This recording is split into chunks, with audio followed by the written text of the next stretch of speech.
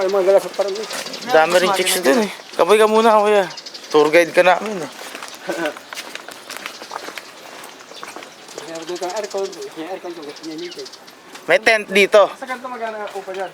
Alam ko dito yung 3,000. Tent. Walang tent. Oh, walang tent. Para doon namin kita. Ganito rin lupa.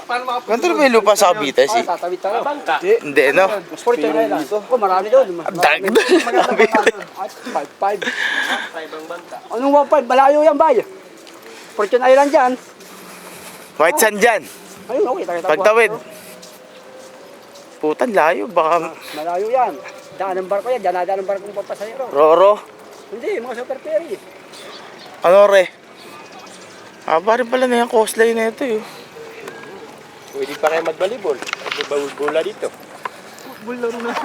May tent to.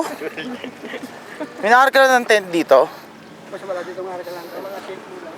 Puta high tide pre. Walang dala yan. High five niya. Ganon din naman ang tent. Aron tamang tent. Bang tent. Ah, doon ibang resort na rin yun. Oo. Kasi doon medyo mahal. Mayroon kang speed doon. Pwede yung pumunta ron. Galing dito. Oo, siyempre. Pwede yung lalagay.